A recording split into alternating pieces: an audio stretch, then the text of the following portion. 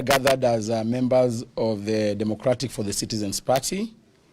We have leaders from across the country, and we'd like to issue the statement as follows.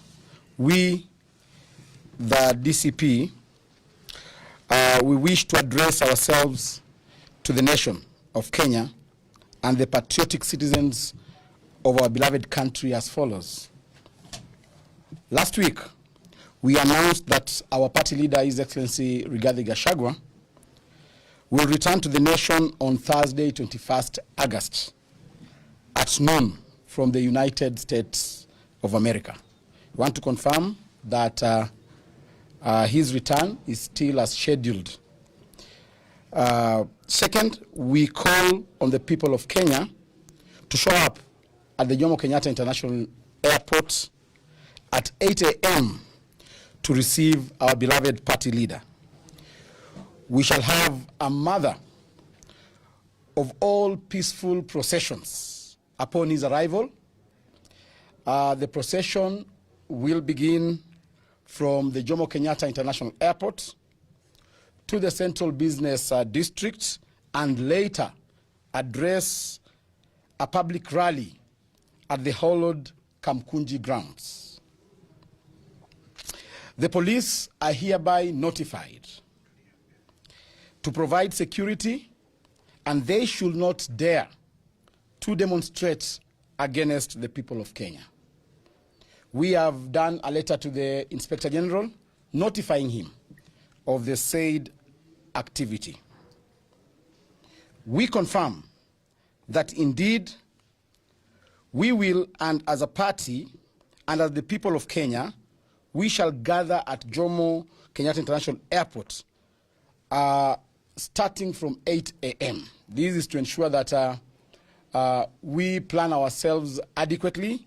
We have people traveling from across the country, all the way from Tesoland, from Luoland, and therefore we want to have good organization and protocol at the airport. So we want to ask all our supporters traveling from across the country to be at Jomo Kenyatta International Airport as from 8 a.m.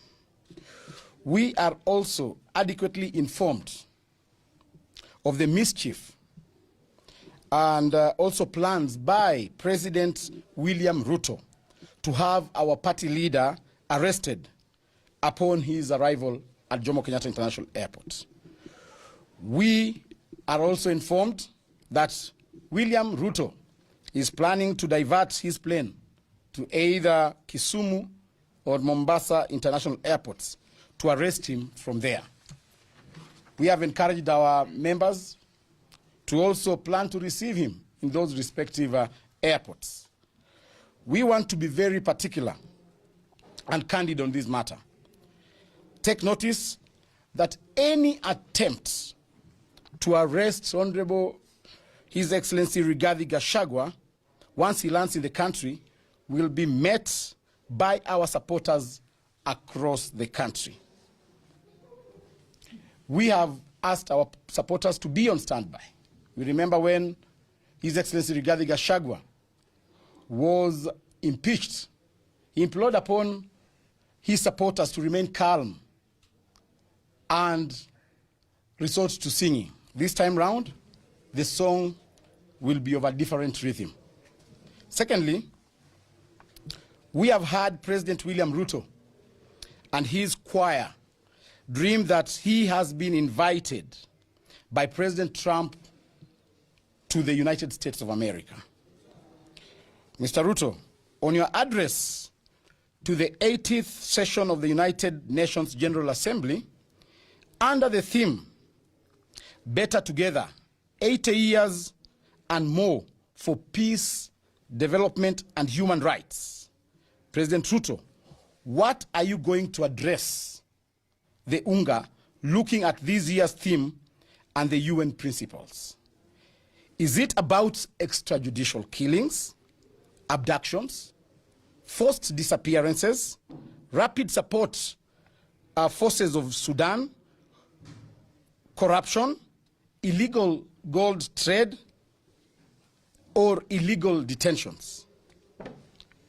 Or on this matter, we, the Democratic Party, Citizens Party of Kenya, wishes to bring to the attention of the global community and the United Nations General Assembly that the President of Kenya has consistently violated the very principles upon which the UN was founded. That is human rights, dignity, and peace. Under his watch, Kenya has witnessed brutal suspension of peaceful demonstrations. Young Kenyans exercising their constitutional rights to protest have been met with live bullets, unlawful detentions, and state-sponsored abductions. Systematic violation of freedom of expression. Journalists, whistleblowers, and activists continue to be harassed and silenced. Failure to protect human life. Innocent citizens have died at the hands of security forces with no accountability from the Kenyan government. The UN Charter, the Universal Declaration of Human Rights, and the multiple treaties Kenya is a signatory to all demand protection of fundamental freedoms. Yet, the President of Kenya seeks to parade himself as a statesman before the international community, while his regime is guilty of bloodshed at home.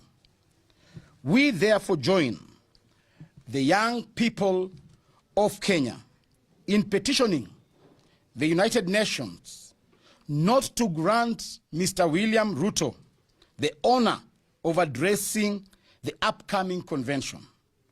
Doing so would amount to legitimizing dictatorship, tyranny, and betraying the young, the women, and the people of Kenya, whose only crime was demanding their rights, justice, and accountability. We therefore call upon the UN General Assembly to review his eligibility to speak on matters peace and human rights.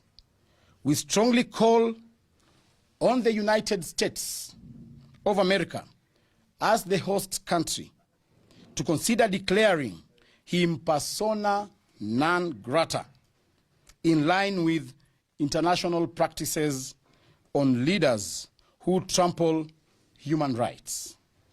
We demand that the global civil society and partner nations join in boycotting and condemning any platform extended to Mr. William Samoei Ruto. The United Nations must stand with the people of Kenya, not oppressors. History will judge harshly any institution that enables authoritarianism to thrive under the guise of diplomacy. End of statement. Thank you. Thank you. Asanteni sana. Thank you very much. Thank you very much. Just a question. Okay. What is your reaction on the current PG that is happening? No, we will have a formal reaction, response to what has transpired. So today we are highlighting the coming of a king. Yeah.